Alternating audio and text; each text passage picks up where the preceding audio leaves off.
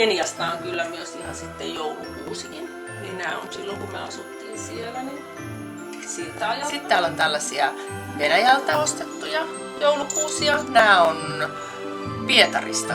Mä olin mun veljen luona siellä yhden joulun.